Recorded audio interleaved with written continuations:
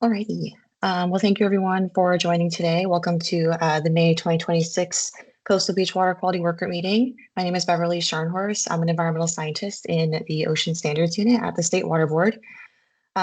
Just to provide a quick overview of what we'll be doing today. This is the agenda that we have listed. So I'll just be going through some overall introductions and updates. We'll talk a little bit about Beach Watch and the updates that were made. And then we'll be giving a quick demo on the beach advisories and closures dashboard. And then we'll move into our guest speakers who will be covering topics about water quality monitoring and different beach card reporting. And then we'll close it out with talking about the upcoming meeting that will be held in November of this year, and then just talk about any questions that anyone may have. So to get started, we'll go through local agency and the beach program updates. So what we'll do is I'll just kind of go through the list of the different agencies that we have, and if anyone would like to go off mute and give their name, their affiliation, and if you have any updates that you would like to share. And then we'll get started with some of our informational items. So to start alphabetically down the list, do we have anyone from East Bay Parks who's on the call today who would like to give an intro and any updates that they would like to share?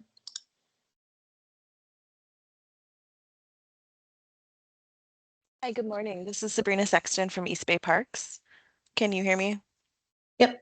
Perfect. All right. Not too much to update on our end.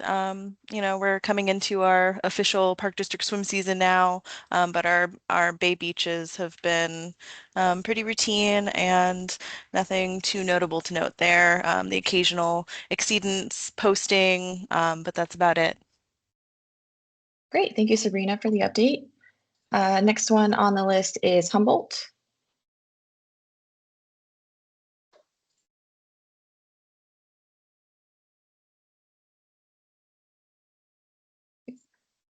Okay, next one we have on the list is Long Beach.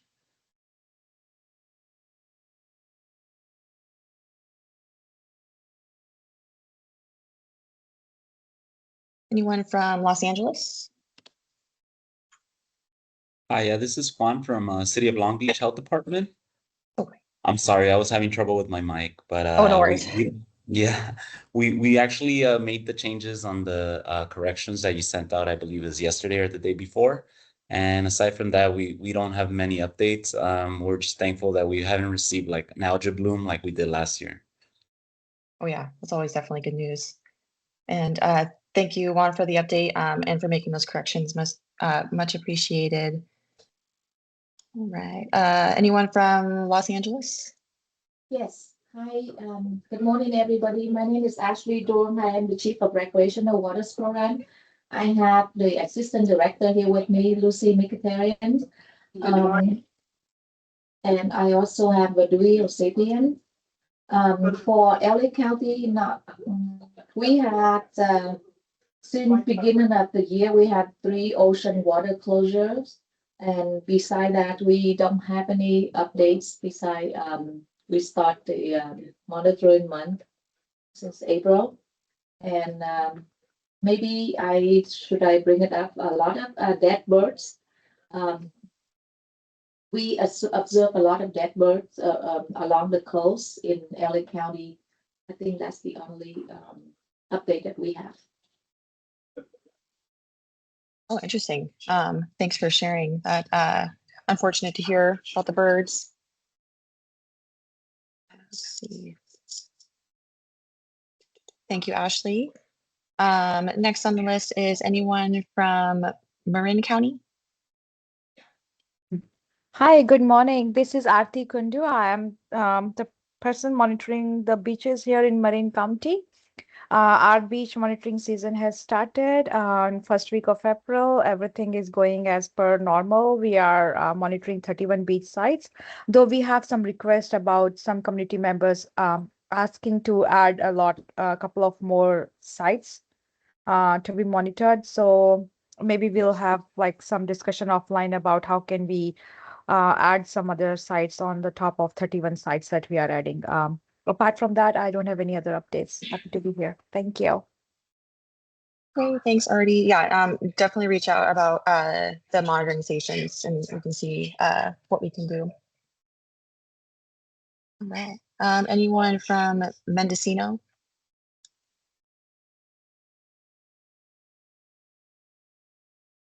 Manuel Ramirez from Mendocino County, monitoring 5 beach sites, and everything looks good so far. Great, thank you, Manuel. Next one on the list is Monterey County. Brian Acevedo, County of Monterey, Environmental Health. Nothing to report out. Just started doing the weeklies in April and just status quo. Great, thank you, Brian. Orange County. Good morning, Beverly, and everyone else. Morning. So yeah, I'm Sham Elmashad with the Water Quality Supervisor here at Environmental Health of Orange County, along with Lauren Robinson, my program manager, who is also on the call. Let's see, just as of today, I'm sharing that we had about 6 rain advisories, January through April. We had approximately 24 minor sewage spills that thankfully resulted in no closures. May 1st, we started our mussel monitoring for our waters, and that's expected to go through October 2026. We're kindly asking and looking for any available funds to assist with that endeavor. We're also looking to replace our deteriorated permanent signage at most of our outfalls, creeks, and rivers. Also looking for funding to help out in that endeavor. And finally, we've just been very busy updating our new lab reporting criteria, both internally, of course, and with our partner labs and Beachwatch IT folks in general. And other than that, it's pretty good to be in Orange County, so come on down. Thanks, Isham. Appreciate the updates. And yeah, thank you for sharing some of the different things that you're working on. It's much appreciated. Next one on the list is San Diego.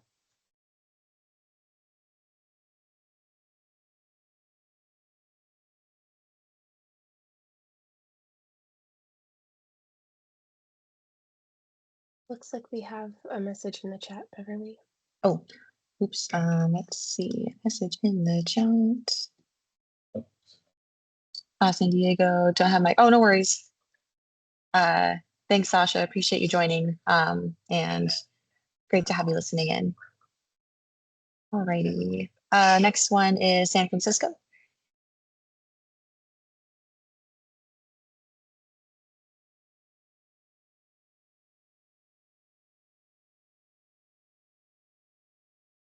So for San Luis Obispo.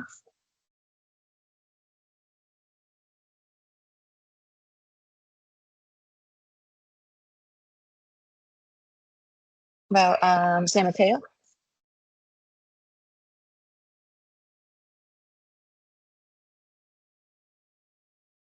Good morning, Beverly. Ed Diaz, San Mateo County. I'm the program supervisor for the land use and rec water programs. And I have here joining me my specialist, Maria Gomez Casillas. Hello, good morning. Morning. Great. Well, thank you both for joining. Happy to have you here. The next one I have on the list is Santa Barbara.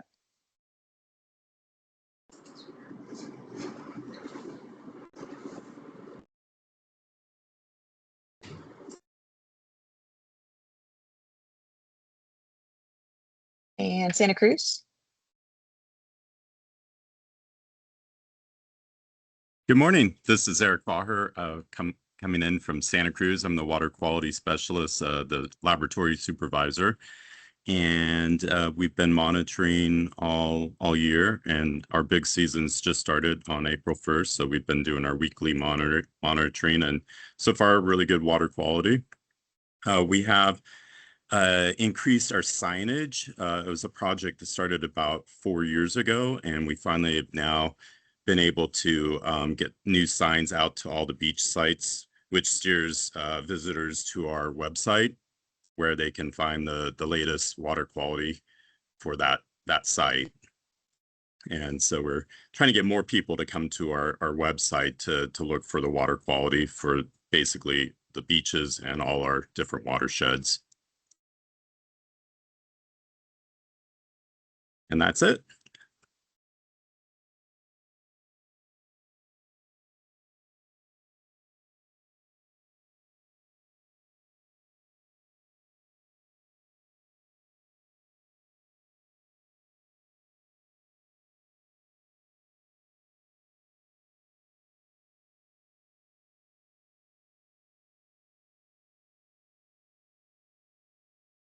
It looks like we may have lost Beverly. As she's the meeting facilitator, let's just hold tight for 1 second to see if she can rejoin. I'm going to message her and then we'll come back to agency updates. 1 moment.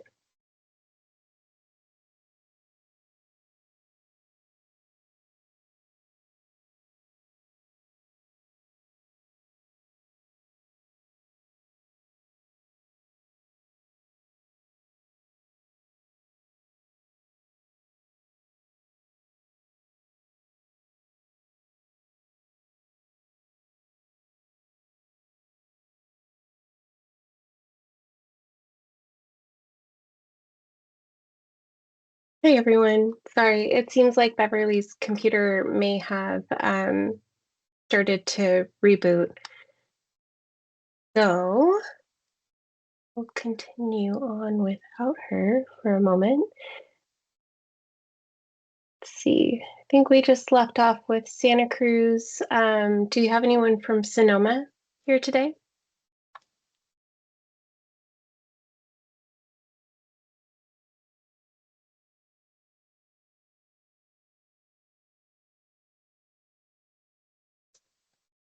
How about anyone joining from Ventura? This is Roxy Cabral with Ventura County. I am the program specialist. On the line is also Ashley Kennedy, my supervisor. We have started hiring for a new sampling tech, and hopefully by the end of July, we will have a new hire by then. We did have a sewage release in April for beaches were closed and they reopened within the week. And for us, our lab costs are increasing next fiscal year by almost triple the amount. Those are our updates. Thank you for sharing. All right. Let's see. And do we have any others in the room who want to introduce themselves and provide updates? If so, please raise your hand.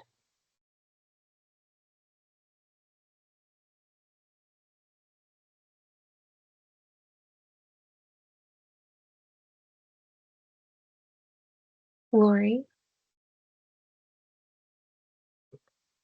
see that your hand is raised. Yes, hi. I'm not from a county, but I thought I'd,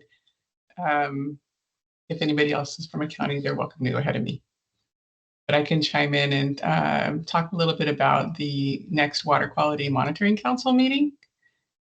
We've got a meeting, this may be of interest to the group. There's a meeting on next Thursday, May 28th from 9 to 3 p.m.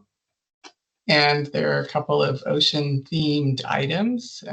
The Ocean Protection Council is going to give an overview of their California Coast and Ocean Report, which one of their indicators is beach water quality. So that may be of interest to this group.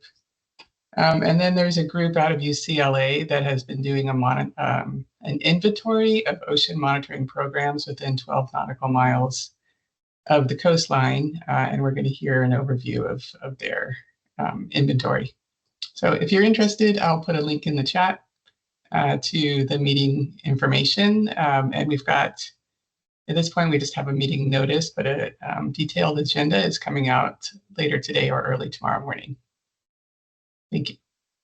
Thank you, Lori. And then also in the meeting notice, is there information on how to join the email subscription list for folks who might want to continue getting messages? Great. Absolutely, yes, there is. Perfect. Hal, I see you raise your hand.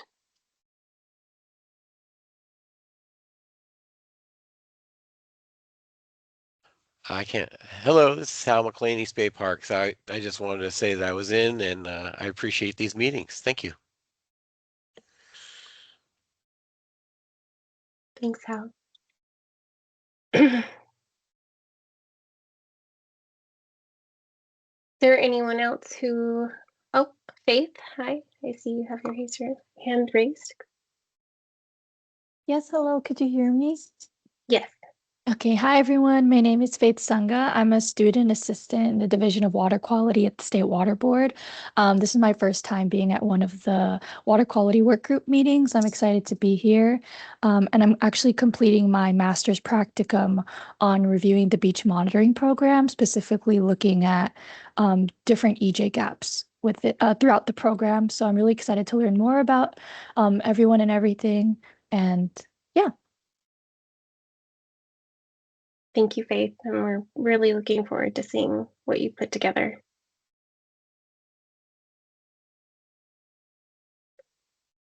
Does anyone else have any updates or anything that they would like to share?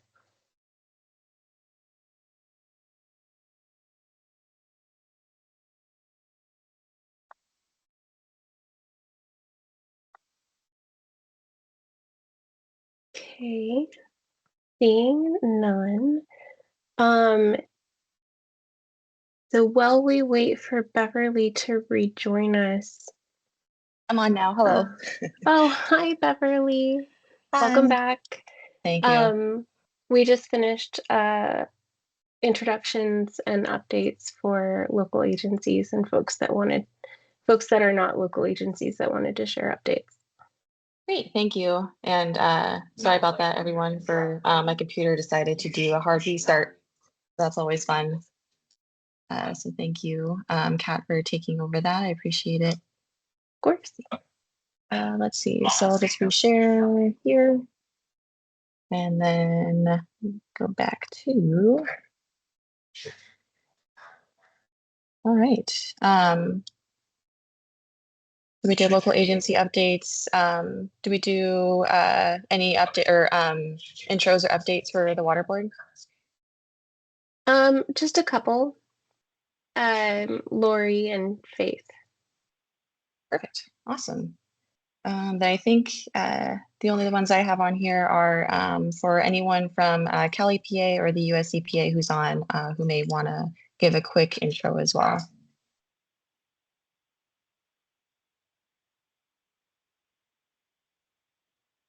Alrighty.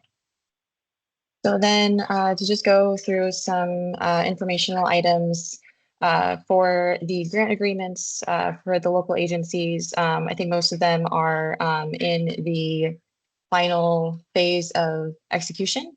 There's just a few of them have already been executed, and thank you to those agencies who submitted their invoicing for the year so far. And then for those agencies, as your agreements get executed through this month, the next invoicing deadline where you'll be able to submit all 4 quarters of your invoices will be by the July 20th deadline. So if you have any questions about invoicing, your budget or contract, please feel free to reach out.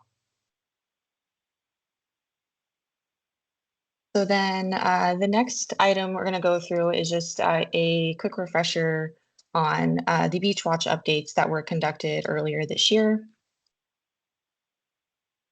So just to run through those items really quick, in January 2026, we updated Beach Watch to comply with CDN and then also to meet our quality assurance goals in the State Water Board's Quality Assurance Program Plan for the beach program. As you all are familiar with, we've made 3 main updates as of January 1st. These include the new required data fields, such as the lab agency code, which refers to the agency who is conducting the analysis on the samples, the lab batch, which just represents that can identify which samples were processed together in the lab. And there can be many different naming conventions with that. The analysis date and time, which is just when the sample was processed on the instrument. Detected above MDL or detected above the method detection limit just indicates if the result is at or above the method detection limit. And then quality assurance codes, which can just overall describe any special conditions, situations, or outliers that may have occurred during the analysis. In addition to the new data fields, we've also implemented controlled vocabulary as well to match the seed-in controlled vocabulary so that they can have a one-to-one relationship. The fields that now have this controlled vocabulary are the sample and lab agency code, the sample type, parameter codes, which is just the different bacteria that we test for, the different analysis methods that can be used. These naming conventions now match with a seed-in and with what the EPA has as well for the method naming convention. Qualifier, which this list was simplified down to a more straightforward and streamlined list of different qualifiers that could apply for the sampling, and then QA codes, which also just have different controlled vocabulary of codes that you can use for situations that occurred. Another thing that we implemented is more strict data validation rules in Beachwatch. So now the system checks for duplicate entries, blank entries or blank fields that may be in your bulk submissions, ensuring that all of the required fields are filled out, that the proper date time format is in place, and then just ensuring overall valid entries. So what it's really looking for is the controlled vocabulary and then some of the data field combinations as well. So in addition to ensuring that the fields that have controlled vocabulary are using those lists, it'll also check for valid combinations as well. So for example, some sampling methods will use most probable number versus some will use colony forming unit or DNA copies. So it's ensuring that those valid combinations are put in place. And it's also looking at the result qualifier and detected above MDL. So for example, if you have a result that is lower than your MDL, but you have detected above MDL listed as yes, it'll flag that as a potential issue. And then it's also looking at RL, MDL, and dilution. So for example, if you put in a dilution for your sample, it'll check to ensure that the RL and MDL have been changed as well to match that dilution. So those are the main changes that we've made. Thank you to all the agencies who've submitted your questions or concerns that you've had when you've been doing your submissions. It's been very helpful for us to be able to find any bug fixes or ensuring that the data validation is working appropriately. So thank you all for your questions and feedback on that. All right, and then for the last few minutes, wanted to provide a update on a new dashboard that we have, and then also provide a quick demo on the dashboard and the different type of information that you can get from there.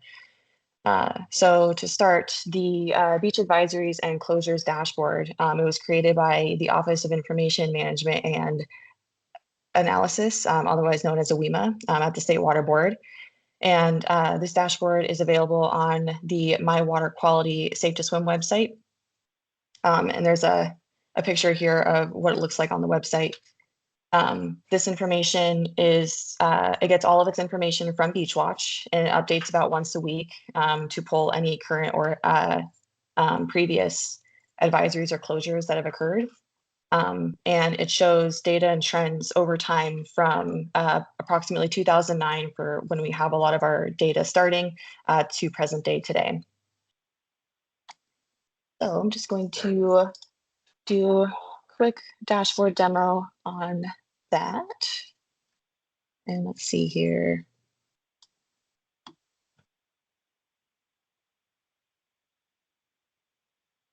So a quick thing to start, this is the My Water Quality Safe to Swim website. And then here's where you can find the beach advisories and closures dashboard. The data is also available on the California Open Data Portal. So if you click that link, it'll bring you to the California Open Data Portal, and you can download the Beach Watch Data Dictionary, which gives you all the different definitions of the data elements that are included in Beach Watch. You can do see the postings and closures, the water quality monitoring stations, more detailed beach information, and then all of the monitoring results that have occurred over the years. And then from there, this is a preview of what the dashboard looks like. It's hosted in Tableau, and you can do a lot of really cool stuff with like filtering and organizing the data in a way of where you're trying to find certain information. So for example, starting at the top over here, you can filter by looking at all of the different types of advisories, or you can filter by looking at just the closures. So if there's been a sewage spill or some sort of emergency event, you can filter by looking at just the closures. You can look at or filter by posting. So if you wanted to see for any beaches that have exceeded the bacteria standards, you can look at which areas have been overall affected by posting advisories.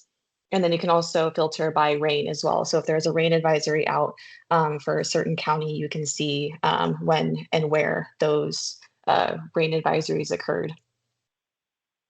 For the map here, you can select by certain counties if you wanted to look at data. We have closure, posting, and rain advisories listed here at the top. And then you can also look at the number of occurrences each year, the number of days that occurrence happened, and then the beach mile days. And the beach mile days is the result of multiplying the length of each beach in miles by the number of days that there was an advisory or closure. So you can see how long each beach was affected. And you can look that across the board for closure, posting, and rain. You can also drag and drop certain counties as well. So for example, if you wanted to look at just Southern California, you can filter that way. You can look, if you want to look to see in Central California or Northern California, you can filter and look at the trends in the data over time. You can also expand the years as well. So if you wanted to see a more detailed breakdown of each quarter, I think you can even go all the way down to each month and day. You can scroll through and look at each one. See, and then you can unexpand or just regroup those all together. If you wanted to see a more detailed breakdown of the days. You can also filter by the swim season as well. So for a swim season of April through October, you can filter by looking at just that data. Or if you wanted to see the off season of November through March for the data that we have, you can filter that way as well. The one thing that would be really cool is, let's say we want to look at, for Southern California, we want to see all of the postings that occurred during the swim season. Then we can kind of see the trends over time from 2009 to today of how the beaches have been affected by bacteria exceedances. The next tab we can also look at is if you wanted to see a more detailed breakdown of all the different advisories. We click here. We can see if you wanted to know by county, station name, beach name, what the advisory cause was, the source if it's known, the date the advisory was opened and closed, and then just the total duration. You can view it that way as well. You can also filter by specific years. So as an example, we wanted to see 2024 and 2025 for, I'm just going to pick a random county. We can look at Monterey. And we want to see the swim season. You can you'll be able to view and filter by any year, any county, swim season or no swim season, the different type of advisory. And what's really great too is you can also download this data in a lot of different formats. So for example, if you wanted to download this in Excel to further look at maybe putting in new charts or graphs in Excel to use for your own presentations, you can also put this in a PowerPoint, a PDF, or just as an overall image as well. And then the last one I'll cover for that one is trends by swim season. This is another tab in the dashboard where if you wanted to see a more or more of a breakdown by swim season for closures versus postings. So for example, if we wanted to look at a closure that occurred in, can I go like this? Really, just go all, you all, and we can see for the past few years. And we'll look at, do Santa Barbara as an example. Not too many closures here for the swim season. Maybe we could look at postings instead. That might be a better one.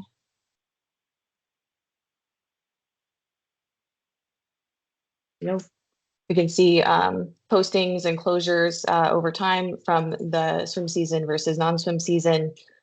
So as an example, looks like in 2023, there was more occurrences of postings and closures that occurred in both the swim season and the off season. Let's see. So I think those are the main components of the dashboard for both the sub tabs and the main dashboard. You can download the data in different formats. So it's just a cool tool if you want to be able to visualize the data that we have from Beachwatch. If anyone does have any overall questions, or if you have any suggestions for improvement for the dashboard, you can reach out to this email here, and I can drop it in the chat as well, but it's mywaterquality.waterboard.ca.gov. Alrighty. So I think that covers the dashboard, but I see we have some questions. So Hal, do you have a question? Yeah, it doesn't look like Contra Costa County made it into the dashboard. Maybe that was just got lost and fell through the cracks or something. Contra Costa County. I can't remember if they are rolled up with East Bay Parks. Yeah, we're part of East Bay Parks. Yes, it is. Oh, I see. Okay. Oh, but there's two different very top. counties. There's Alameda County and Contra Costa County. Ah, okay. Yeah, so it looks like it might have just fell through the cracks somehow, but I thought I'd just say something. Yeah, no, we appreciate that. That's really great feedback. I will make note of that. Let's see. Cool. Contra Costa County. Great. Thank you. And then was there any other questions about the dashboard or Beachwatch updates or anything in general before we move into the guest speakers?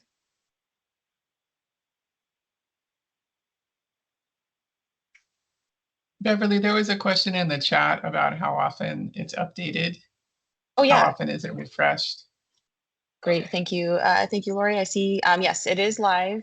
And the link I can drop in the chat during the work group presentation, but it's on my water quality safe to swim website. And then it is refreshed every week. So for example, there's already data in the dashboard for the month of May, and it's updated on a weekly basis. Great questions. Any other questions from the group?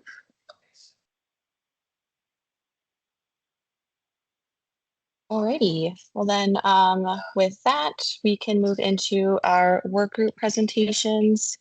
Our first work group presentation is from Naomi Maurice, and she's a water quality data specialist at Heal the Bay, and she'll be providing an overview on Heal the Bay and the annual beach report card.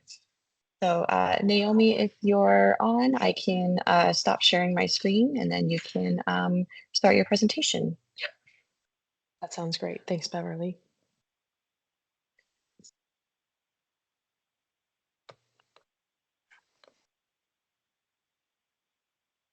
All right.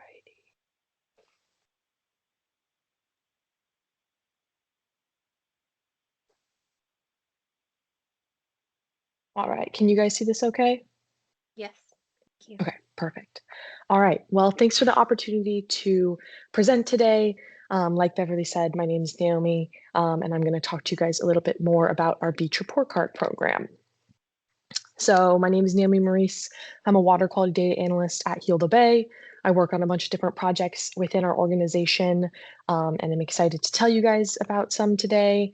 For those of you who are not familiar, Heal the Bay is an environmental public health nonprofit. We're located in Los Angeles, and we really focus on making coastal waters and watersheds in California safe, healthy, and clean.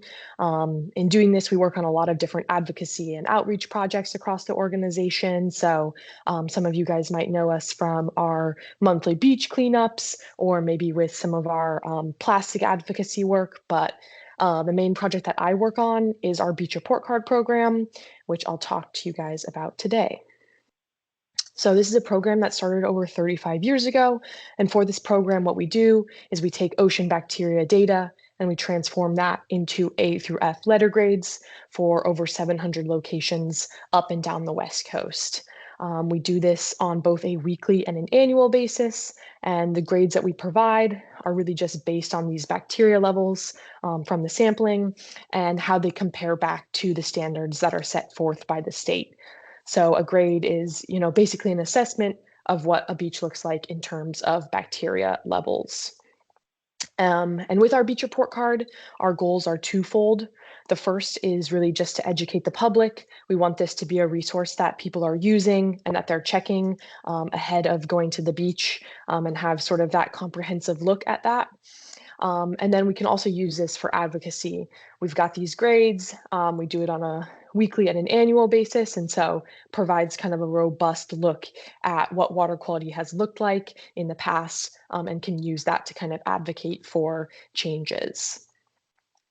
So when it comes to making our grades, we primarily use data from that Beach Watch database that we were talking about earlier. What we do is we take all the data from all of the coastal counties up and down the state, and then put it into our grading system, which then outputs these A through F letter grades that are site specific. So each sampling location will get its own grade. And so as long as there's, a sample taken there, we can provide a grade for that site. We typically consider our A and B grades to be our quote unquote safe to swim grades. So that's where sites typically have lower levels of bacteria, and then ultimately, resulting in locations that are typically safer for swimming, as where our C, D, and F grades are usually sites that have these higher levels of bacteria and therefore have increased risks for illness when it comes to swimming at those locations. And so our grading, like I said, is done on both a weekly and an annual scale. Our weekly grades are only for California beaches, wherever there is data available. So during the summer months, that's the majority of the beaches up and down the coast in accordance with AB 411. Pretty much everyone's testing at all those sites. So during the summer months, we do produce a lot more weekly grades. And then we also do create grades for the winter months, but that is mostly SoCal beaches. I think there are a couple locations in like Central California that also do some testing during the winter months, but mostly those SoCal sites. And we provide grades for both wet and dry weather. So anytime it rains, we kind of pull that data to the side and create its own grade for that. So you can kind of compare those two. And then we also have annual grades. We provide these for California, Oregon, and Washington beaches, again, wherever we have data available.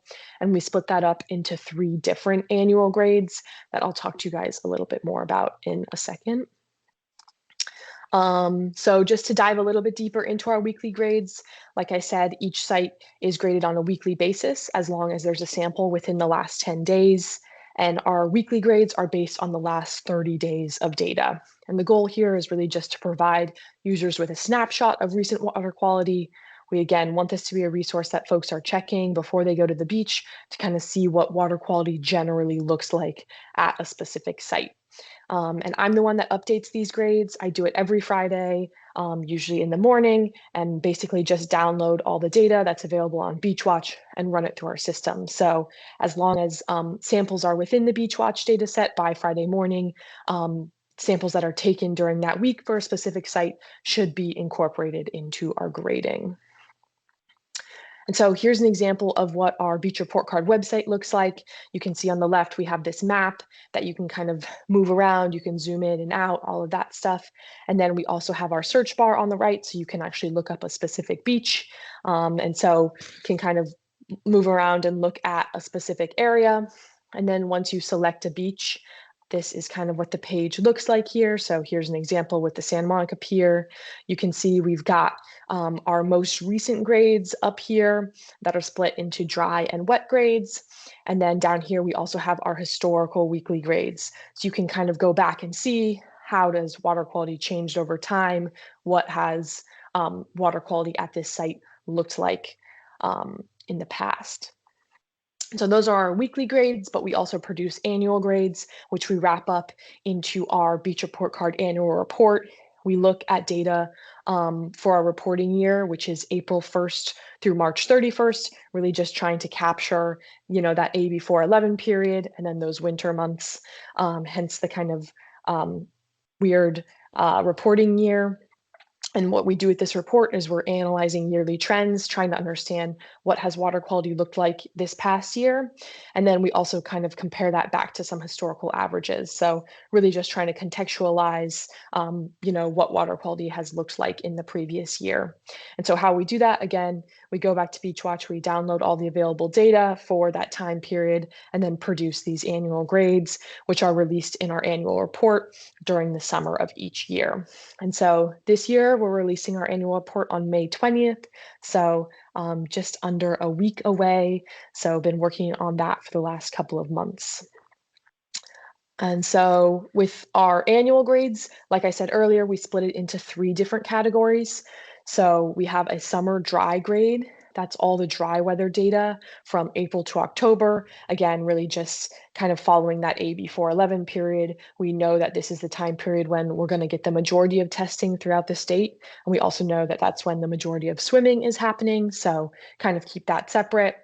Then we also produce a winter dry grade. So that's all dry weather data from November to March. Again, this is mostly SoCal sites, but any site that's testing frequently enough during the winter will provide a winter grade for. And then we also have wet weather grades. That's for the entire year of wet weather data. And that's just based off of samples that are taken during or within 3 days following a rain event that's greater than 0.1 inches. So any given site might receive up to 3 grades. So it does get a little bit confusing. You can't say, oh, XYZ site got an F grade this year or an A grade this year. It is broken up into those 3 categories, but we find that to be helpful for understanding and contextualizing where and when it's safe to swim. And so within our annual report, we provide statewide, regional, and county overviews describing what water quality was like this past year and how it compares to these historical trends. And then we also include our honor roll lists and our beach bummers lists.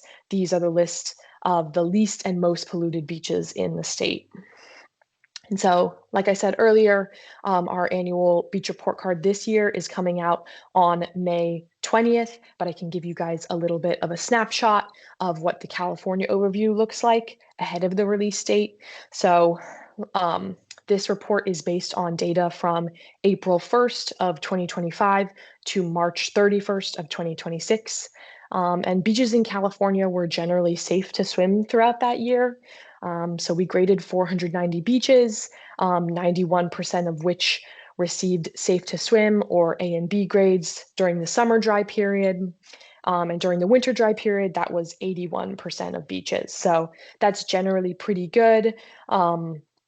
That means that generally about 9 in 10 beaches during the summer dry period received these safe to swim grades, which is pretty good standing. During wet weather, these numbers did drop. Only 61% of those beaches received safe to swim grades, so definitely lower numbers, but that's usually what we expect to see with the runoff that we get during those wet weather events. And so again, we can kind of compare these levels that we got this year to the previous 5 years. And what we can see is that compared to the last 5 years, all 3 categories of grades performed worse this past year. So something to note, it seems like we had a little bit worse water quality this past year, but overall nothing drastically different. So here's just kind of like that statewide snapshot, but we have these overviews broken down by each region and each county within the state. So for anyone who's interested in looking at their specific area, we'll have that ready to go on May 20th when that report gets released. And so in terms of the benefits of the beach report card, again, our first and foremost goal is public education. We want folks to know where and when it's safe to swim, and want this to be a resource that people are using to help make their own decisions about when and where they want to swim. But we can also use this as an advocacy tool. We've got these historical grades that date back for several decades, and so we can really use our grading system to track changes over time. And so one great example of this is at Cowell's Beach. That's a site that's up in the Santa Cruz area that in the early 2010s was frequently on our beach bummers list. So one of the top 10 most polluted beaches in the state. And so local government, local nonprofits, other stakeholders got together and put together sort of a group to try and figure out what was causing the pollution. They ended up doing some additional studies and were able to sort of get that off of the list. And then another example would be sort of like assessing the effectiveness of new stormwater infrastructure. You can look at the grades before and after a project is implemented and kind of track that change. And so another example of, using the beach report card for advocacy is some of the work that Hilda Bay is completing right now at the Santa Monica Pier. So we can kind of look back at our beach bummer grades, which are shown in this little heat map here. And we can really see that one trend that stood out is that the Santa Monica Pier has pretty consistently seen poor water quality over the last 20 years. It's been on our beach bummers list for 14 out of the last 20 years. So pretty consistently seeing these high levels of bacteria and something that we've been able to note. And so we can use this kind of breakdown of grades at the Santa Monica Pier to note that this is a year-round problem. So you can see that this site has gotten F grades during both the summer period and the winter period, as well as the dry period. So really seeing consistently poor water quality at this site. And so the beach report card is a really great tool for sort of understanding these trends at a specific site and also identifying which sites we need to dive into a little bit deeper. And so that is what we're doing with the Santa Monica Pier. And that's where we can kind of go back to the Beach Watch data set and dive a little bit deeper into the raw data. So that's exactly what we did here. This is a graphic that's showing the monthly average fecal indicator bacteria results at the Santa Monica Pier over the course of the last 20 or so years. You can see that we're looking at all 3 of our bacteria parameters here on the same graphic. And a couple of things that we can note from this is that there's definitely some seasonality impacting water quality at the pier. Although the grades are pretty bad throughout the year, we are seeing some spikes, particularly during winter months, that then drop back down during the summer months. So definitely some seasonality. But the main trend that we're noticing is that since around 2020, we've been seeing increases in bacteria at this site, and that's across all 3 of our indicators. So really seeing these jumps in bacteria levels at this site. And so it's a little bit easier to break it down by indicator to try and understand the extent of the pollution that we're seeing here. And so that's exactly what we can do. This is our monthly average Enterococcus results at the pier as compared to the state standard, which is shown in this red line. For Enterococcus, that's 104 MPNs per 100 mils. And what we can see is that maybe prior to 2020, we had some months where water quality was worse, but it was dropping back down below that state standard. But that since 2020, we're seeing much higher spikes in bacteria and seeing less months that are dropping below that state standard. And we're also seeing some of these monthly averages that are up to 14 times greater than the state standard for Enterococcus. So seeing really high levels of bacteria at this site. If we look at our fecal coliform results, we can note that this is kind of almost worse for this specific indicator bacteria. We can see that since March or so of 2020, we haven't had a monthly average drop below that state standard of 400, and that we have some monthly averages that are up to 20 times greater than the state standard for fecal coliforms. So again, seeing really high levels of bacteria at this site and something that we're seeing year round. So something to note.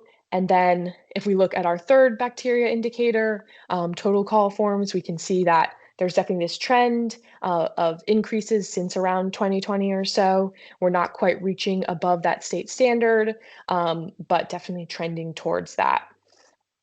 And so it's really helpful to use the data that we have to understand the trends at these sites. With this specific instance, we can understand that Fib levels have been increasing since about 2020. We know that Enterococcus and fecal coliforms are really driving those exceedances, and we can see that we've got these really high levels of Fib throughout the year. But it's also really helpful to contextualize these trends in water quality with what we've been seeing at other sites. And so that's where, again, the Beachwatch data set is really helpful for helping us understand, is this sort of a Santa Monica Pier specific problem, or is this something that we're seeing across other sites in Santa Monica? And so, you know, can go back to that database and again, take a look at some of the nearby sites. So this is a graphic that's showing fecal coliform results for the Santa Monica Pier, as well as the sites that are directly north and directly south of the pier. And what we can see is that, again, since about 2020, we have this increase. Maybe some of these other sites that are nearby are seeing some impacts of higher levels of bacteria, but nothing nearly as high as the levels that we're seeing at the Santa Monica Pier, which is shown in this pink line here. And then again, we can ask the question of, well, is this just a product of piers themselves? We know that pier locations have a lot of people that are coming there. We know that there are birds frequently roosting in those areas. We know that there's just generally a lot of activity. And so we can kind of ask the question, well, is this something that we're seeing at other piers too? Or again, is this specific to the Santa Monica Pier? And so that's exactly what we did, is we sort of went back to the Beachwatch data set, pulled data from various different piers and wharfs that were around the state. And what we can see again with the pink line here showing the Santa Monica Pier is that the levels at the Santa Monica Pier compared to a lot of other piers around the state are much, much higher. So helpful for sort of understanding those trends and contextualizing them. And so again, really helpful to be able to look back at those databases, answer some of these questions, and then also be able to identify the questions that we can't use or we can't answer using these historical data sets.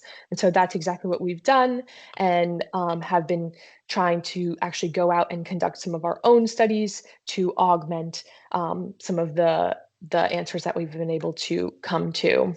And so Heal the Bay, along with some of our partners, have been going out and taking some additional samples around the pier. So we completed a temporal analysis at the pier. So we took one sample every hour for 16 hours at 3 different sites around the pier, really just trying to understand how bacteria levels vary over the course of a day at this location. And then we also have plans to complete a spatial analysis, so taking samples around different areas of the pier, trying to understand the extent of the pollution and where and when it's sort of safe to swim. And then lastly, going to be taking some DNA samples, trying to understand the sources of bacteria at this location. And all of this is part of a task force that we are working on closely with the city of Santa Monica, really trying to address the pollution here and come up with some potential solutions. And so that's just one project that Heal the Bay is working on, and using sort of the beach report card to connect back to management decisions. But we also work on a bunch of other projects. And so some of those are going to be detailed in our annual reports that are coming out. So like I said earlier, May 20th is the release date for that. We're going to be including all of our usual grades, our yearly trends, our historical comparisons, all of that normal stuff. And then also going to be highlighting some of our other work around the state. So that's going to include a detailed section of our Santa Monica peer work, some of the stuff that I just talked about, also providing some updates on the Tijuana River transboundary pollution, looking at some post-wildfire recovery in LA, providing some updates on the Safe Clean Water Program projects, as well as a recap of the successes that we've seen at Cowles. So for anyone who's interested, I encourage you to check out those reports when they come out next Wednesday. I haven't talked about the river report card all that much, but it's pretty similar to our beach report card, except it's just looking at inland freshwater sites in LA County. So for anyone who's interested in that, that will also be available on the same date. Here's my information here. I'm happy to answer any questions here, or feel free to email me. Happy to answer questions there too. Great, thank you so much, Naomi. This is a really great presentation, and it's really cool to see how the data is used and what Heal the Bay has been able to work on. It's very interesting.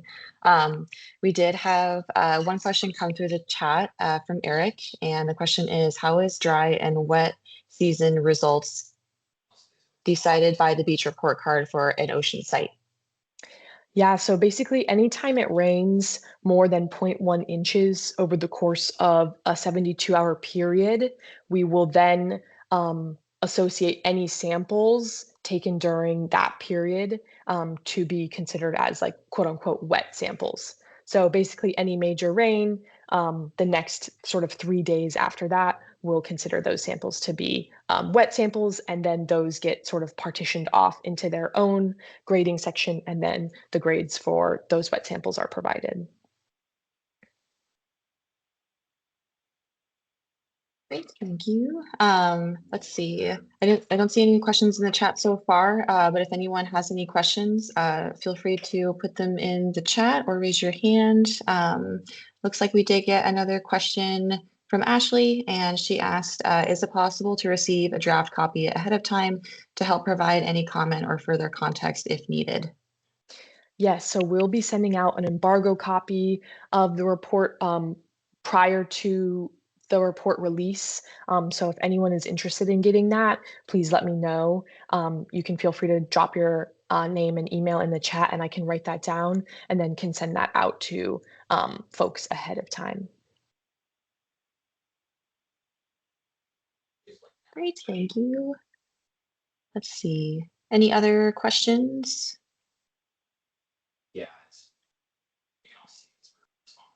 All right. Thanks y'all for the opportunity to speak. And I can drop my email in the chat too if anyone has questions later. But yeah, thank you.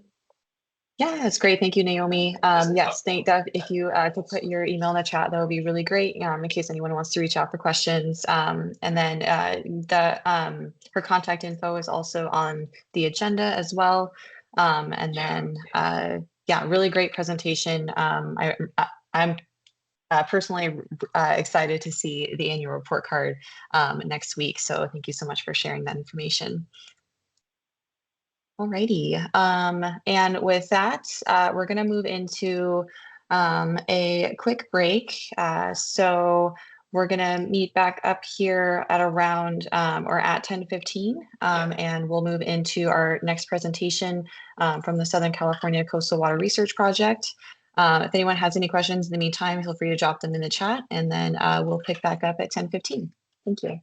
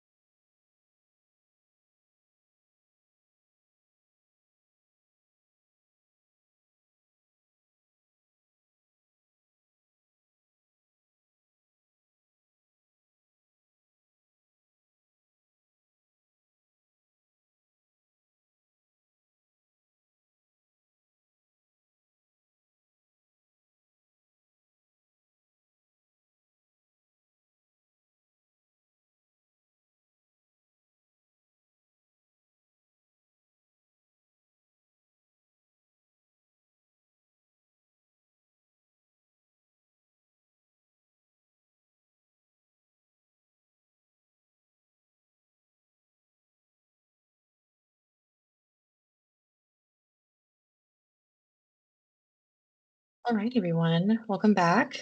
We're going to get started with our next presentation. So let's see, our next presenters are John Griffith and Joshua Steele.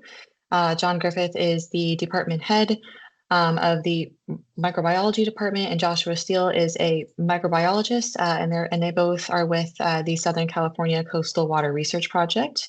And today they will be giving a presentation on a risk-based threshold for HF 183 in stormwater. So Joshua and John, if you both are on, I can stop sharing, and if you would like to start your presentation, that would be great. Thanks a lot, Beverly. I will be presenting today. John got double booked. He may be joining us later, but I can speak on behalf of both of us for today. Let's see. I think I'm sharing. Can everybody see? Yep, we can see. Perfect. Okay. So yeah, thanks again for inviting me to talk about this project where we were trying to develop a risk-based threshold for HF 183 in stormwater. So I'm going to start with a little bit of background. Fecal indicator bacteria is, especially in stormwater, are above thresholds almost everywhere when it rains. And this is amongst the stormwater agencies' biggest issues. We hear, at least from the stormwater agencies that we work with regularly, that this is a continual issue that they have to deal with and worry about. And because they're trying to mitigate this problem in wet weather, they have also started looking at human-specific markers to try and see if they can figure out where it's coming from and what the cause of the fecal indicator bacteria increases are. And HF 183, because it looks specifically at human contamination, allows you to somewhat, be able to prioritize. Maybe if it's a human issue, then they can go and try and work on that first as a higher priority.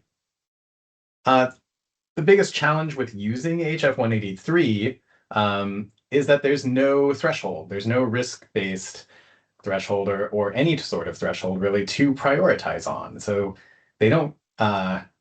We don't have the same kind of thresholds that we have for fecal indicator bacteria. Those were established years ago at sewage-impacted beaches and then updated again in 2012 with sewage-impacted beaches using epidemiology studies. But we don't have that for HF 183 in stormwater.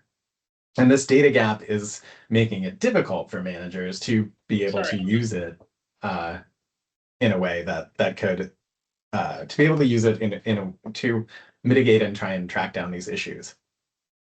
So we were trying to answer the question basically in a broad sense of how much HF 183 is too much HF 183. The approach we decided to take was a quantitative microbial risk assessment model. And we wanted to tie it to the EPA risk guidance, which was 32 illnesses per 1,000 swimmers. And that's equivalent to what the current FID standards are for E. coli or Enterococcus or what have you. And this would give us sort of a way to at least get a first cut at a risk-based HF 183 threshold in stormwater. The approaches that had been done before are a little bit different. They extrapolated from sort of a modeled sewage spill, and we wanted to know, well, that's fine. That's certainly a useful approach, but we wanted to actually see what was going on in stormwater, and no one had done that yet. So in our study, specifically, we wanted to answer a few questions. What the occurrence and concentrations of HF 183, the human marker, and human pathogens are in wet weather runoff across Southern California. What the risk then we could model body contact recreation in stormwater runoff. So imagining if you were swimming in the stormwater, what would that risk be? And then is there a safe level? Once we know that, can we determine what that safe level of HF 183 would be? Whereas below that, it would be safer. Above that, it would be less safe. Above that 32, could we tie it to that? I'm going to do what we often do at Squirp and give you the answers up front and then tell you how we got there. So the answers are we found both HF183 and pathogens frequently in wet weather runoff, and it was fairly widespread.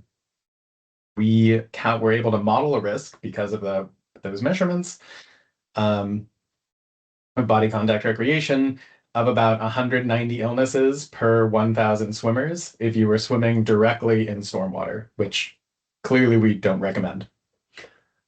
And then, the answer is there a safe level? Well, the way we tried to get to that 32 illnesses from what we measured was modeling if we were diluting stormwater. And so what we found from our modeling was that in about a 5.5-fold dilution, or at about a level of 100 HF183 gene copies per 100 milliliters, that would get you to that 32 illnesses per 1,000 threshold that EPA recommends. So those are the answers we found in this study. And now I'm going to sort of go through how we got there. So what we did was we wanted to get as broad geographic representation as we could. So we tried to get a regional snapshot of stormwater in Southern California, and we got samples from Ventura County all the way down to San Diego.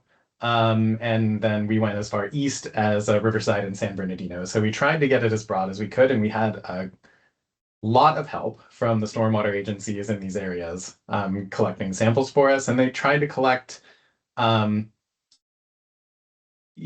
the same, basically they collected parallel samples for 2-day monitoring programs. So we got these samples and they were all with over 2 wet seasons at 31 different sites. We did a minimum of 2. We tried to get 3 samples per site, and we had a total of 70 samples. We measured a number of bacterial and viral pathogens, as well as HF183. What else did I want to tell you about this? Oh, and they were all sampled within 24 hours of rain. So this is these are samples that are taken very quickly after the storm begins. Okay, so what did we find looking at these? This is a plot that's showing, on the y-axis, we have the percent of, it's a percent scale, so 0 to 100, and we have the different, the human marker and the different pathogens on the bottom. And the light gray bars are the percent of sites that we detected either any of these targets in the sample, and the dark gray bars are the percent of samples. And you can see that we found HF183 in about 90% of the sites we looked at, and around 80% of the samples. And the other one I want to highlight here is norovirus we found in, again, around 90% of the sites. But only 60% of the samples. So that means we, find them at every site, but maybe not every storm. So it was a little more variable. But what you can see is that HF183 was fairly consistent, and the pathogens, while we did detect them frequently at most of the sites, it was a lot more variable with pathogens, which is usually the case. So because everyone wants to see what we mean by detecting them at every site, and how widespread that is, here's sort of a geospatial representation, just really quickly putting all the sites where they were detected on a map. And you can see it wasn't one location. It wasn't, when we say 90% of the sites, it was pretty much detected across Southern California. And similarly, norovirus was detected across Southern California. But to do what we wanted to do and try and understand a threshold, we needed more than just whether or not we detected it. We needed some more quantitative information. So we wanted to look at concentrations as well. So this is the distribution of the HF183 concentrations, just a histogram. And we have a log scale on the bottom of HF183 copies per 100 mil, and just a count of samples on the y-axis. And you can see that we had a very wide range of concentrations that we detected, up to 10 to the 4 at the high end, and down at 10 to the 1 at the low end. And the median concentration was 557 gene copies per 100 mils. So in the 10 to the 2 was the median. And you can see that our limit of quantification is also identified on the plot too. So these zeros over here on the left are all below detection and non-detects. In this case, I think they're all non-detects. So we'll talk about norovirus as our representative pathogen. It had a different distribution, but it still had some that were up in that 10 to the 4, but was mostly lower concentrations. But you can see we had here in this case, it's the same kind of plot, same kind of scale, just norovirus copies instead of HF183. We have the non-detects all the way over at the left that are labeled 0. And we had some that were detected but below our limit of quantification. So, where we don't trust that we would be able to have an accurate count of the norovirus copies there, but we think it's real that we really detected those.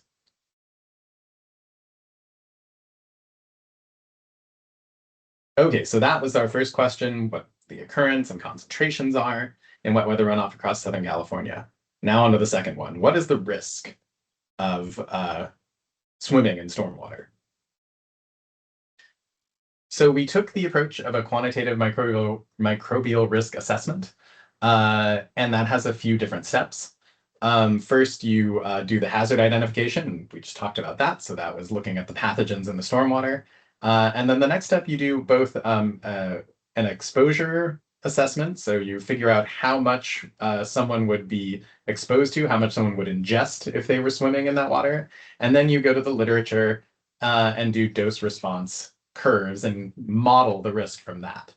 So that's, depending on what dose people would be getting, what's the probability that they would get sick. And from that, you can go out with the model and figure out what the health risk should be.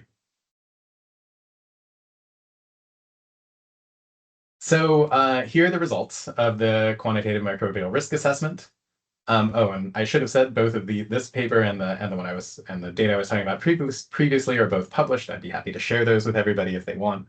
But this is what we found. We found that you can see along the bottom, we have our pathogens. We have adenovirus, campylobacter, norovirus, and salmonella.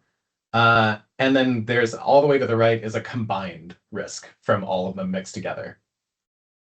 And so the way you read this, as you go up on the log 10 probability of illness, it is more risky. So the closer to 0 you are, the more risky you are. The further away from 0 you are, the less risky you are. And there we go. What you can see is when we combine all of these, that's where we get our median stormwater risk, that middle line in the box plot of 190 illnesses per 1,000 swimmers. And you can see with the different ones, you can look and see that norovirus is the higher risk of all the pathogens, and campylobacter is right behind it, whereas adenovirus and salmonella are lower, so they're contributing less to that total. And the red line that you see here is that EPA guideline. So that's where the 32 illness line is. So you can see that campylobacter and norovirus are right barely above that in their median risk, but the combined one is clearly above the median risk of 32. Okay, so that answers our question number 2. That we have, what is our estimated risk of body contact recreation of swimming in stormwater runoff is 190 illnesses per 1,000 swimmers. So, it is definitely not a good idea to go swimming in stormwater during the rain, but now we wanted to sort of combine these two, the HF183 measurements and the pathogen measurements to see, well, okay, what would be a safe level? What number should managers use to ensure I guess, what numbers would managers use based on potential risk that they should prioritize first? So the way we went about that was we decided to model dilution of the stormwater. And so what this is showing is this a similar plot as you just saw, where it's risk, the log 10 probability of illness on the y-axis. And at the 0 all the way to the right, that's the same box plot. That's no dilution. That's your 190 illnesses. And as we go down to the left, it's more dilution on a log scale. But basically, it's imagining mixing stormwater with more clean water as we go to the left. And what we want to do is sort of get around the guideline of 32. And so you can see it sort of goes right between these two plots here is where that guideline crosses. So what is that? What is that? Well, if we zoom in and really go into a finer part of the fraction of the model, you can see it was a fraction of 0.18. What does that mean? That means 18% stormwater. So about a 5.5-fold dilution. And that gets us, when we do that and run that out, based on the HF183 we measured in these samples, that gets us to 100 HF183 gene copies per 100 mils. Now that's the median value. So that's just this black bar in the middle, not the top, not the edges of the whiskers on the box and whisker plot. So that's just right in the middle. That's your median value, similar to, you might think about it similar to like the geomean value for Enterococcus at the beaches. That's that median value. So over multiple samples, what it would be. Okay, so we have here basically the answer to our last question. What do we think it would be? But we wanted to see how that related to other studies. And remember, at the beginning, I mentioned that we wanted to look in stormwater and using a model with mixing, but other people had done it a different way before. So we wanted to compare it to the other risk-based thresholds that had come earlier. And most of those looked at raw sewage and sort of imagined a sewage spill. So at the top, they modeled a sewage spill with raw sewage without any sort of decay, just sort of if we spilled raw sewage into water and it stayed exactly the same as when it was spilled and only there was some mixing, what would the risk-based threshold be? And they came up with that number of 4,100 gene copies. Then later they imagined, well, okay, we know raw sewage isn't a constant concentration. We know that it decays over time. What happens if we add that in? And when they did that, they found out that if you add an unknown decay, that the risk-based threshold should be about 525 gene copies.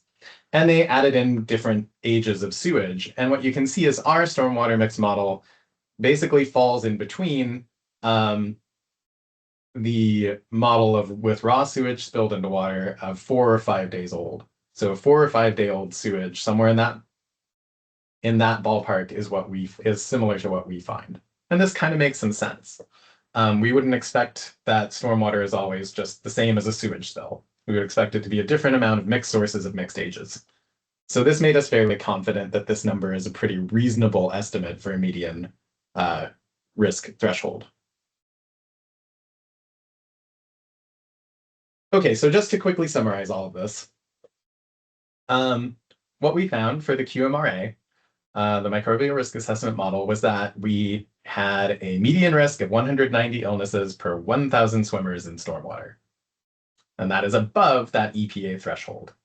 When we try to translate that to the EPA threshold by modeling a dilution, we get to 100 HF183 gene copies per 100 mils as that median number.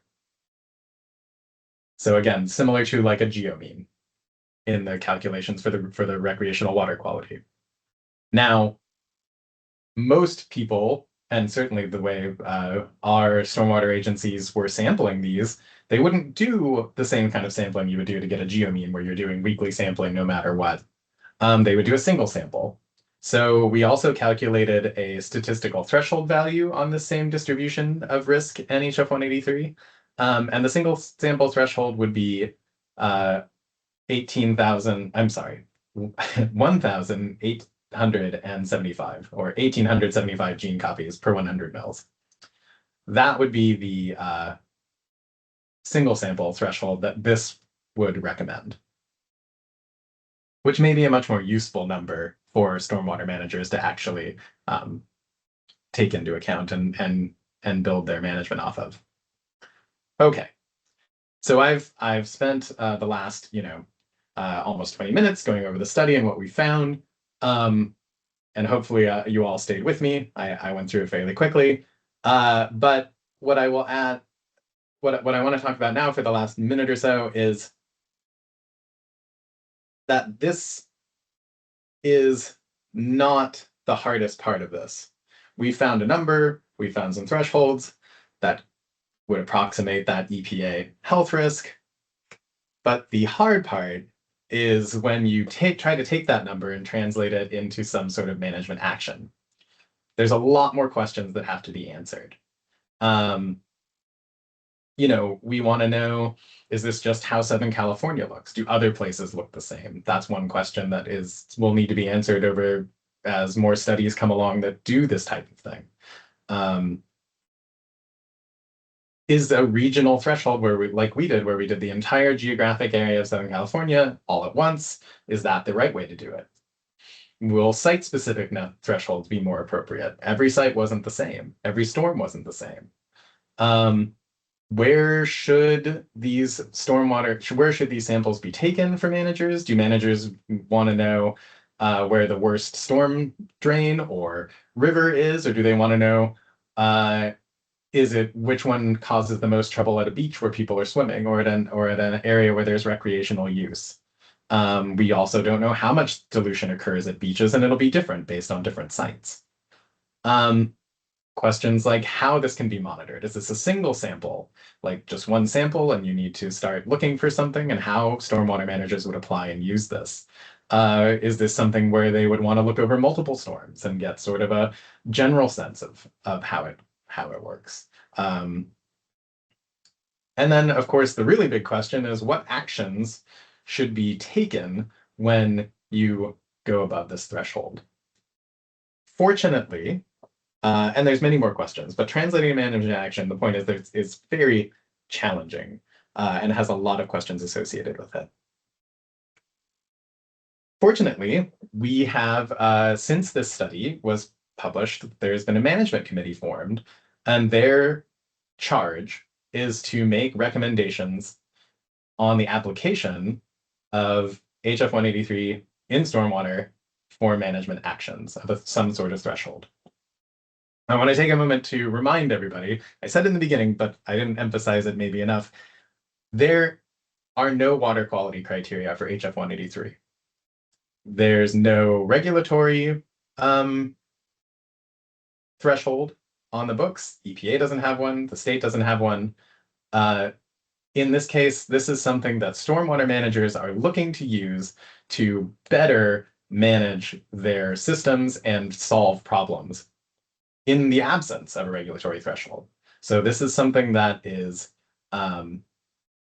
definitely has a lot of questions and a lot of things to think about.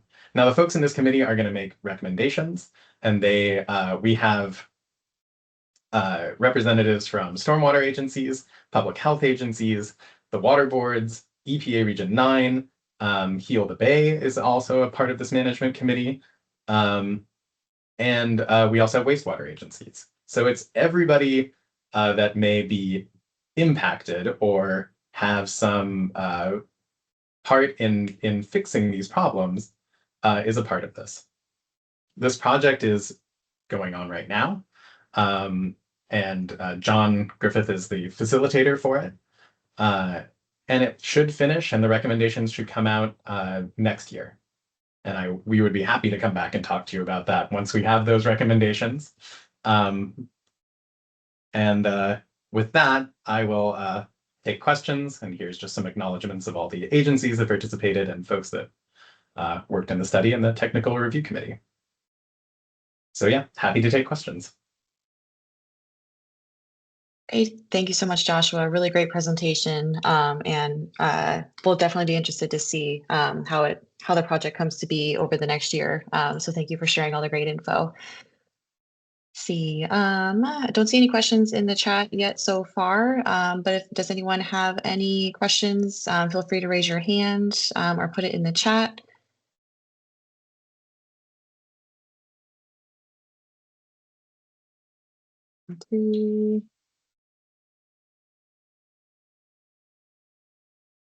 Let's see. Okay, we have a question from Eric in the chat, and the question is, have you looked at HF 183 directly in ocean water?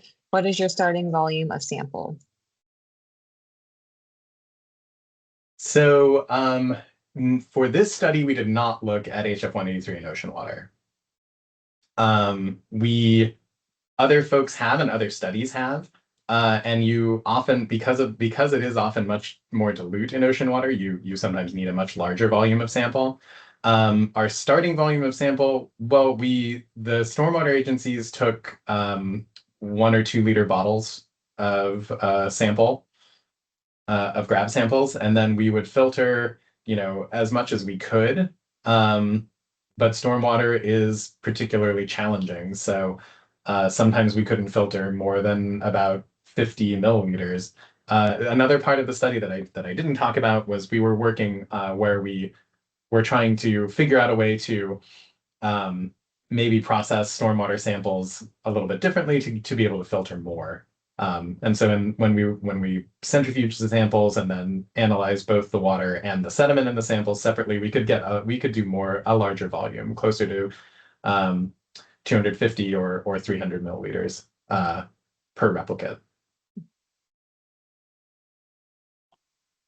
Great, awesome, thank you. And then it looks like we have a hand raised. Let's see, Gian, if you wanted to go off mute and ask your question.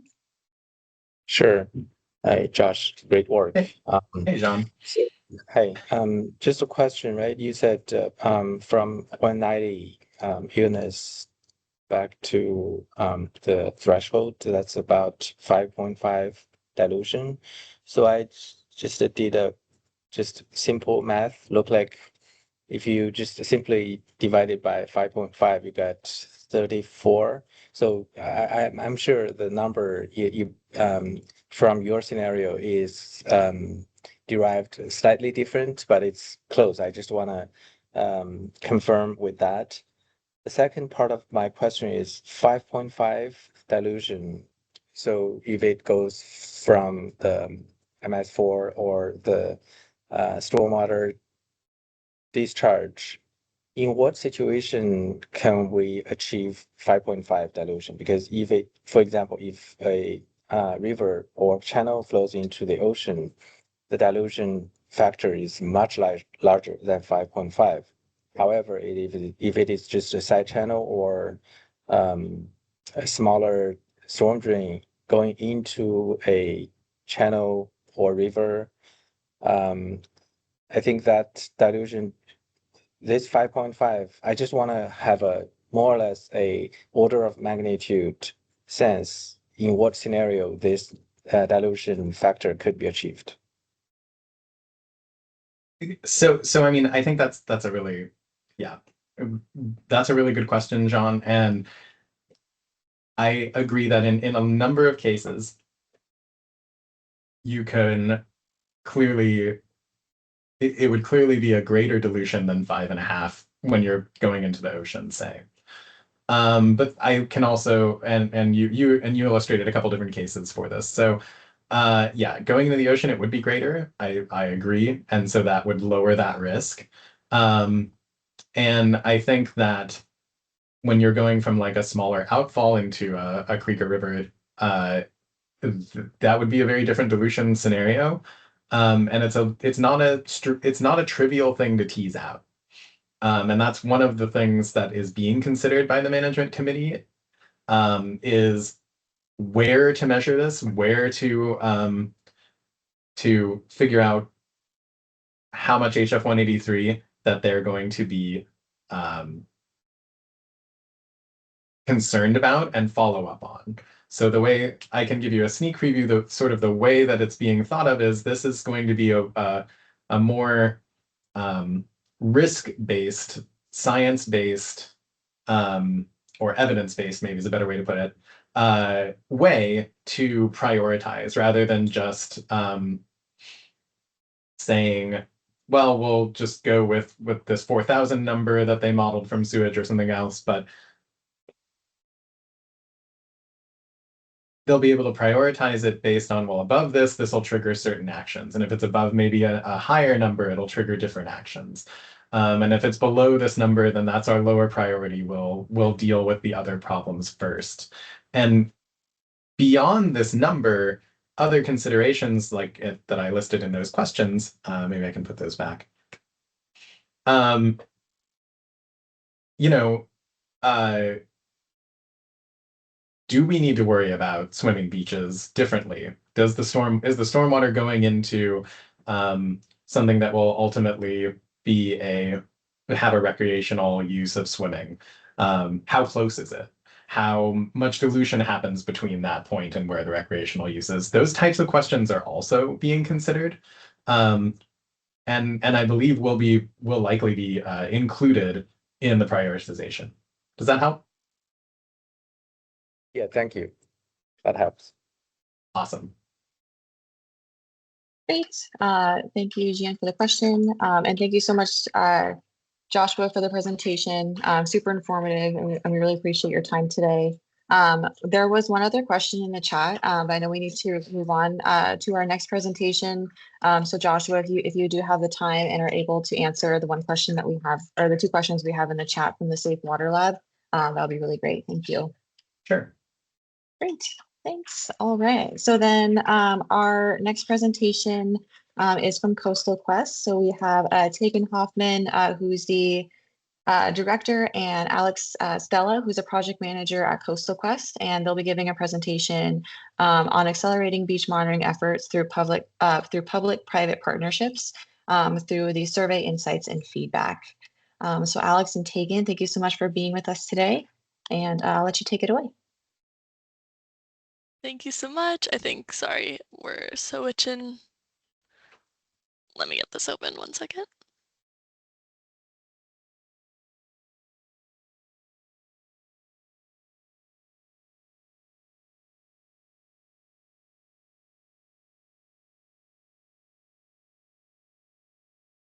Okay.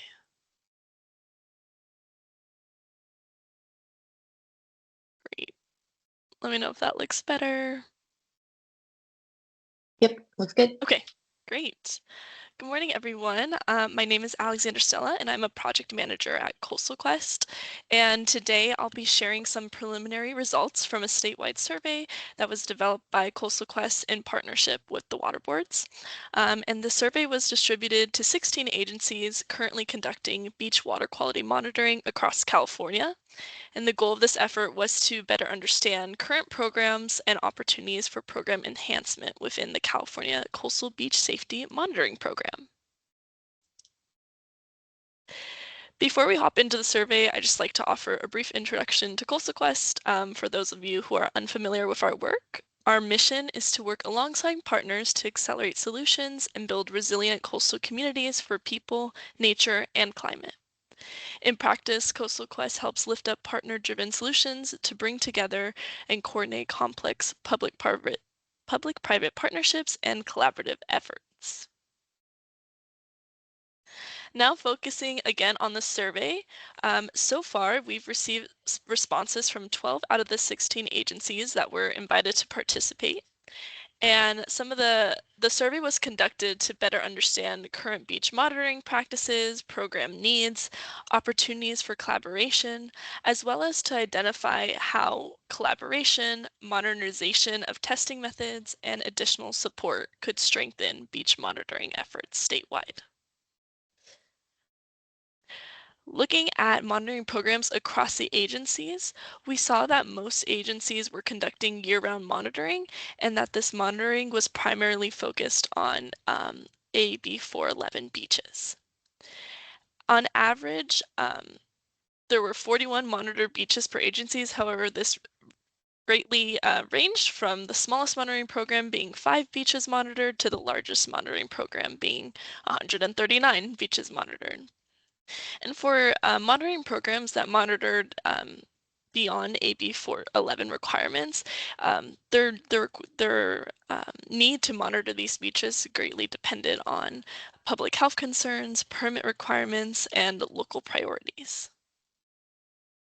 So as part of these monitoring programs, we asked agencies what testing methods they use as their bacterial indicators. And the most used methods included Interalert and Colilert based methods, which are currently the standard in beach monitoring programs. It was also noted that both in-house and contract laboratories were used to complete testing statewide. When we asked the agencies if they are interested in exploring faster or alternative testing methods, we saw a large response of yes, large support for looking at alternative methods.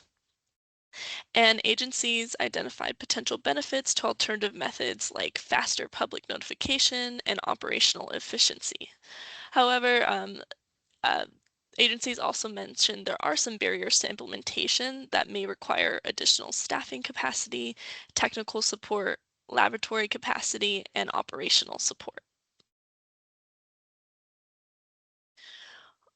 When asked, agencies identified several recurring pollution sources that are affecting beach water quality, and some of these include stormwater runoff, creek and river discharges, wildlife and bird activity, sewer infrastructure and spill events, marina and dog beach influences, as well as regional watershed impacts. And through several survey questions, we found that many agencies express interest in modernizing monitoring efforts to improve reporting efficiency and public access to information. So in order to improve the efficiency and better information sharing of the monitoring programs, we saw agencies list these as common priorities, including improved data integration, automated calculations and reporting tools, better interoperability between laboratories and reporting systems, and enhanced public notification and communication tools.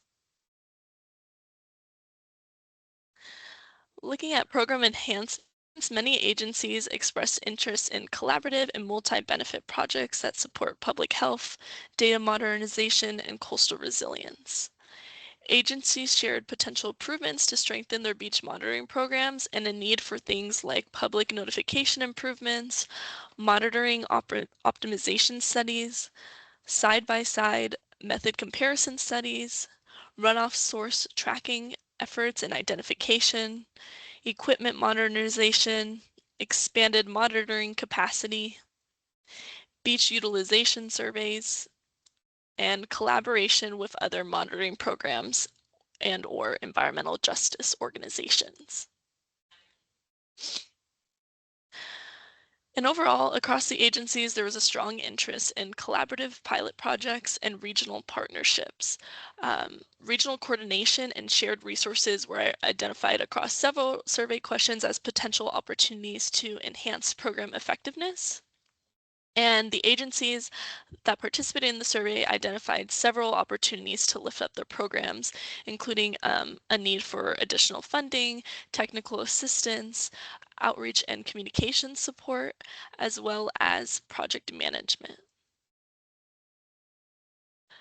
Overall, we saw that participating agencies are reporting that they're able to maintain their core beach monitoring activities statewide. So great news there. But there is strong interest in faster testing technologies, improved public communication tools, and collaborative pilot projects to strengthen existing monitoring programs. Agencies also highlighted opportunities for enhanced source tracking, runoff investigations, and regional partnerships that could further advance their program. Now I want to take some time to ask you all, especially those of you who participated in the survey, if you have any questions about these preliminary survey results, or if you have any feedback on what you just heard.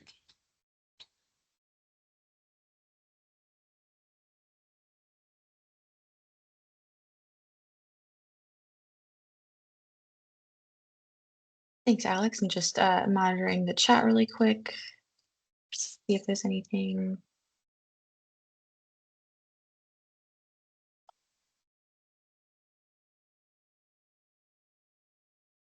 Like nothing so far in the chat.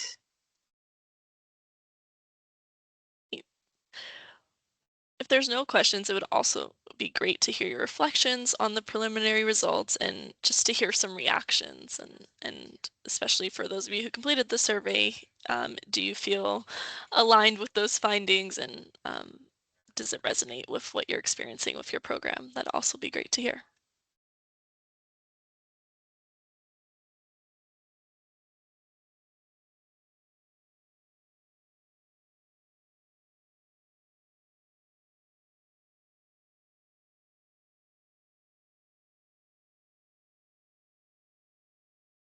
The nothing so far in the chat yet. Okay.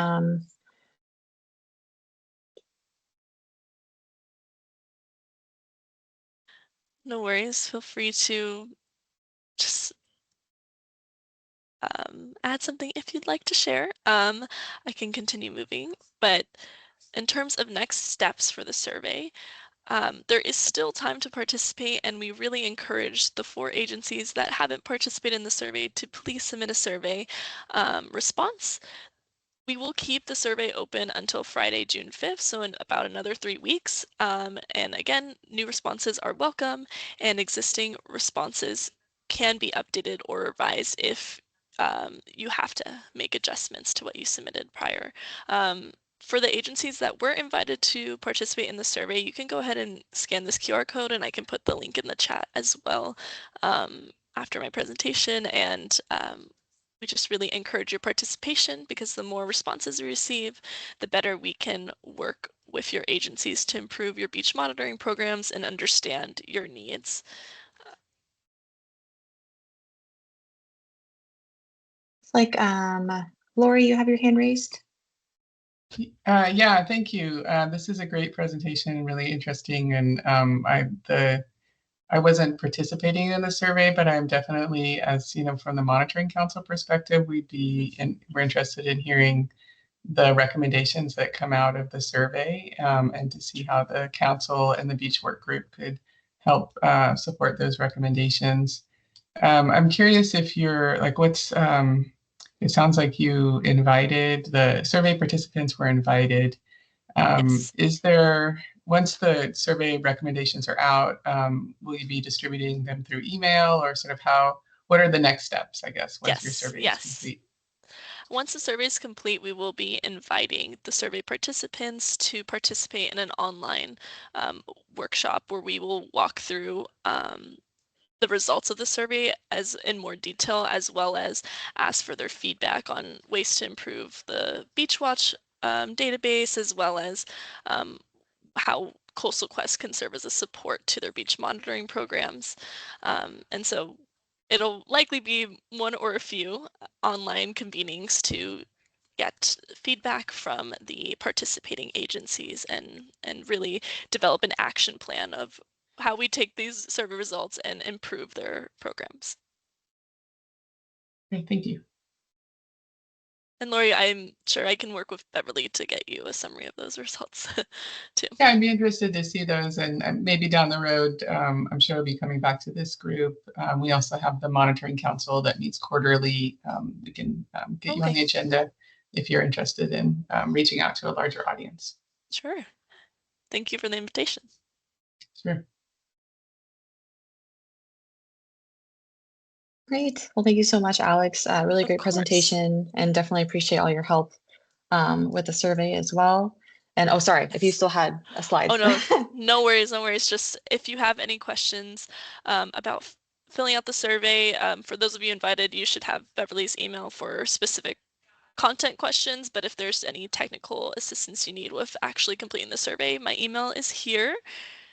And if you want to follow along with what Coastal Quest is up to, here are our LinkedIn and Instagram QR codes. But I will put the survey link in the chat as well in case people didn't have time to get that QR code. But thank you so much, Beverly, and everyone. Great, thank you so much. Okay, let's see. Okay, so thank you to all of our guest speakers today. We really appreciate the the time you took to present to the work group today and all of the stuff that you're working on. It's very interesting work, so we definitely appreciate your time. So for the last part of the work group meeting today, we're mainly just going to move into discussion and questions. So for the first thing we wanted to kind of go over and talk about is talking about because this meeting is held every 6 months, usually in May and November. And we always want to hear from the agencies or from anyone else who is a part of the work group to kind of talk about different topics that they might be interested in for these meetings. So if you do have any topics that you would like to have included, please feel free to drop those in the chat. Or if you want to raise your hand and talk about them too, that works. But we're always looking for new topics to cover for the beach monitoring work group. Thank you, Alex, for putting that in the chat. Let's see. And then the last item on the agenda for today was just to address any overall questions. It could be the Beach Watch related questions, the overall beach program or beach monitoring program in general. It could be questions related to that. If anyone had any questions that they wanted to talk about from any of the presentations today, but yeah, I'll just leave the floor open in case anyone had any questions for the work group meeting today.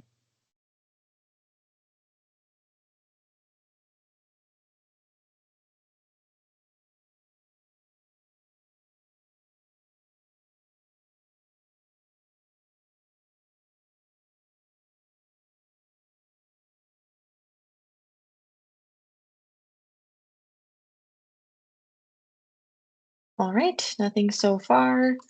So then let's see here. The next thing, just pull up presentation here. Here we go. I think, oh yeah, I think that actually might have been all of the topics that we had for today. So if anyone does have any questions offline, feel free to contact the beach monitoring email at the water boards. We're happy to answer any questions that you might have. For the overall attendees, all of the contact information is listed in the agenda. So if you would like to reach out to any of the speakers today, if they would be open to answering any questions